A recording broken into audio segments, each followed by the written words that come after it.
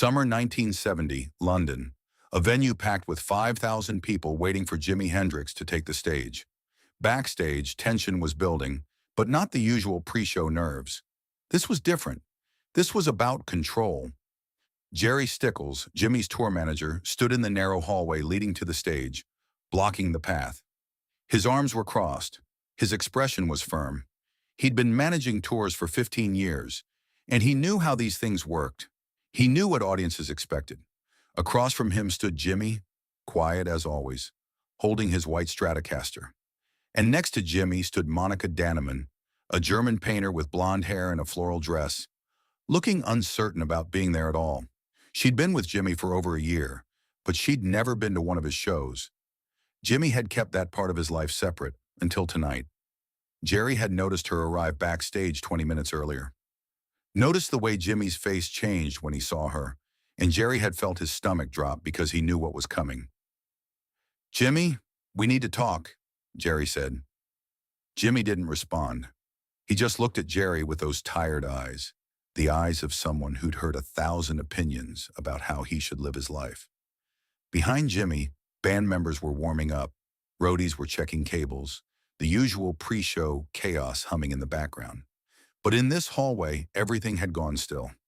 "She can't go on stage with you," Jerry continued. "You know that, right? This is a professional show. You're Jimi Hendrix. You're a rock god. You're not some lovesick kid bringing his girlfriend on stage to wave at the crowd." Monika looked down at her feet. She started to step back, to remove herself from the situation, but Jimmy's hand caught hers gently. He didn't let go. "People paid to see you play guitar," Jerry pressed on, his voice getting more urgent. "They didn't pay to see your personal life. Keep it professional. Keep it backstage. That's how this works." Jimmy still said nothing. He just stood there, holding Monika's hand, looking at Jerry with an expression that wasn't defiant, wasn't angry. It was just calm, resolved. Jerry had worked with Jimmy long enough to recognize that look. It meant the conversation was over, even if only one person had been talking. "I'm serious, Jimmy. This could backfire. The press will tear you apart. They'll say you're distracted. They'll say you've lost focus. They'll say—" "I'm going on now," Jimmy said quietly, his first words in the entire exchange. He walked past Jerry, still holding Monika's hand. Jerry stood there, watching them go, feeling something between frustration and dread. He'd managed tours for years. He knew how audiences worked. He knew how images were built and destroyed. And this, bringing a girlfriend on stage during a performance, felt like watching someone sabotage themselves in real time. The stage lights hit them as they walked out together. The crowd noise was immediate, deafening. 5,000 voices merging into one roar of recognition. Jimi Hendrix had arrived. But something was different. There was a woman with him, walking beside him, holding his hand. The roar shifted. Not quieter, but confused. Uncertain. Who was this? Why was she there? In the front rows, people leaned forward, squinting through the lights, trying to understand. Some thought maybe she was a backup singer. Others thought maybe this was part of the show, a theatrical element Jimmy was trying. But most just didn't know, and not knowing created a strange, suspended tension in the room. The audience didn't know how to react yet. They were waiting for context, for explanation, for Jimmy to grab the microphone and say something that would make this make sense. Jimmy didn't give them one. He never did. He walked to the microphone stand, his boots heavy on the wooden stage, adjusted it slightly with one hand while still holding Monika's hand with the other, then turned to face her fully. The crowd noise was still there, confused murmuring mixed with scattered cheers from people who'd decided to just go with whatever was happening. Jimmy handed his guitar to a roadie who'd appeared at his elbow, the guitar that was practically an extension of his body, the instrument he was never more than 3 feet away from during a performance. He walked back to Monika. She stood a few feet behind him, caught in the stage lights like someone who'd wandered onto a film set by accident, clearly not used to being the center of 5,000 people's attention. Her hands were clasped in front of her. Her eyes were wide. Jimmy took both her hands in his, unclasping them gently, holding them the way you hold something fragile and precious. Backstage, Jerry watched through the side curtain, his stomach nodding. What was Jimmy doing? This wasn't planned. This wasn't in any set list. This wasn't discussed in any production meeting. This was improvisation. And improvisation in front of 5,000 paying customers was dangerous. Careers had ended over less. Jimmy looked at Monika. Just looked at her. The crowd noise was still there. Confused murmuring mixed with scattered cheers. Nobody knew what was happening. The moment stretched, suspended in uncertainty. Then Jimmy leaned in and kissed her. Not a quick peck, not a performative gesture for the cameras. A real kiss. Gentle, sincere, the kind of kiss that existed in private moments, now happening under stage lights in front of thousands of strangers. Backstage, Jerry closed his eyes. This was it. This was the moment the audience would turn. They'd boo. They'd feel cheated. They'd demand their money back. They came for a guitar god, and instead, they got a love scene they didn't ask for. He waited for the backlash. Instead, the roar came. Not a confused roar, not an uncertain roar, a massive, overwhelming wave of approval. 5,000 people screaming, cheering, applauding, stomping their feet. Not just accepting what they'd witnessed, but celebrating it. Jerry's eyes opened.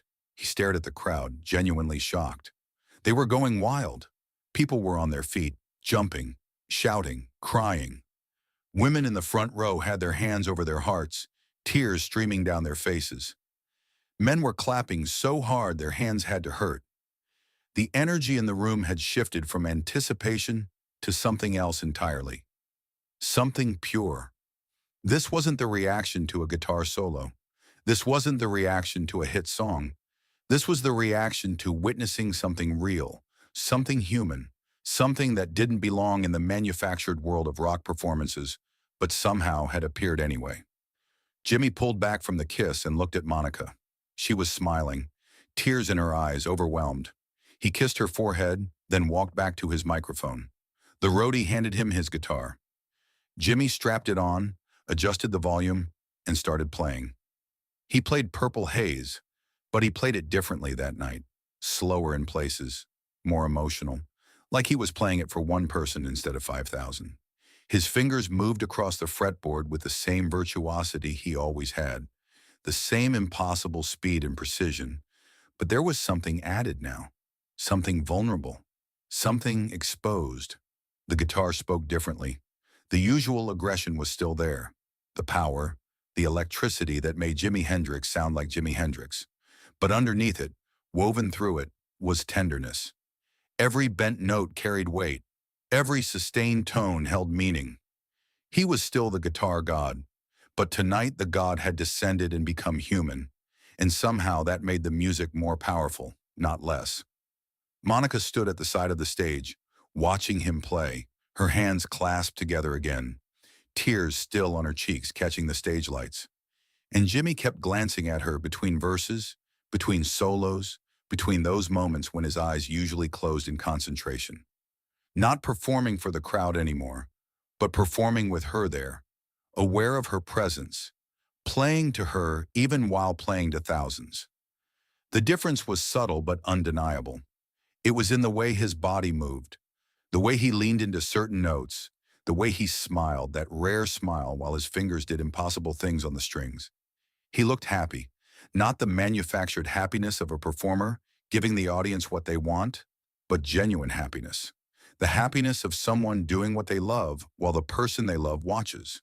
The crowd felt it too. They weren't just watching a legendary guitarist. They were witnessing something honest, something real. The barrier between performer and person had dissolved, and instead of feeling cheated, they felt privileged, like they'd been led into something sacred. Backstage, Jerry stood frozen, his entire understanding of professional performance unraveling in real time.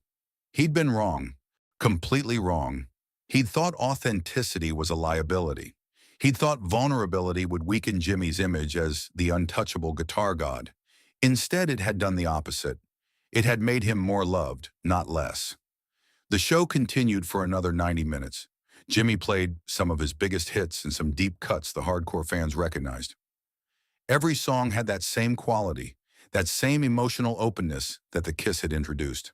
And the crowd stayed with him, completely locked in. 5,000 people breathing as one organism. When the show ended, the applause lasted 10 minutes. People didn't want to leave. They stood there clapping, hoping for more. Not because they needed more music, but because they needed more of whatever that was. That honesty, that love displayed without shame. Backstage, after the crowd finally dispersed, Jerry found Jimmy in the dressing room. Monika was sitting on the couch, and Jimmy was tuning his guitar, winding down the way he always did after shows.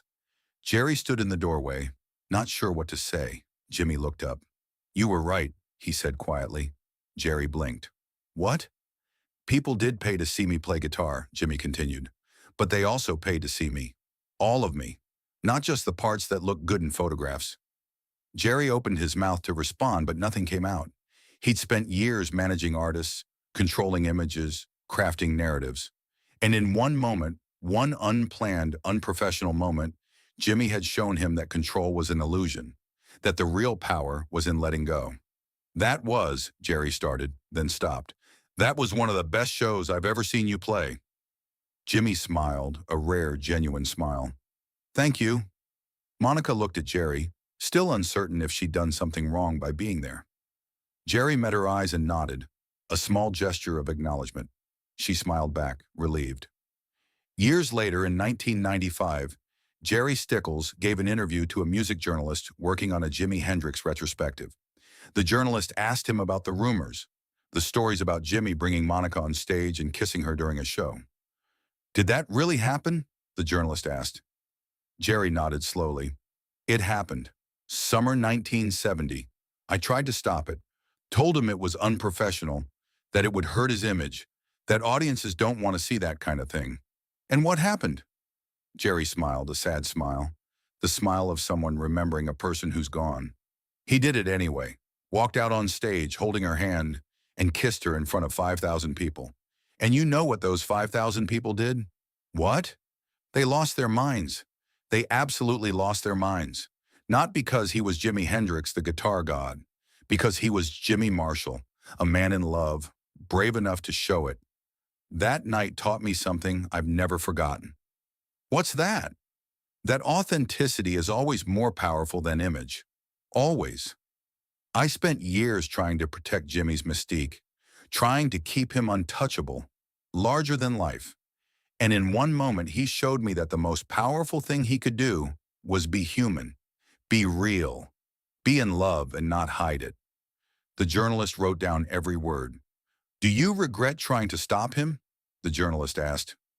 Jerry thought about it for a long moment. "I regret doubting him, but I'm grateful he didn't listen to me, because if he had, 5,000 people would have missed witnessing something beautiful, and I would have missed learning the most important lesson of my career." That interview was published in 1996. Jerry Stickles died in 2017, but before he passed, he told that story dozens of times to anyone who would listen. The night Jimi Hendrix kissed Monika Dannemann on stage and proved that love, displayed without shame, was more powerful than any carefully crafted image could ever be.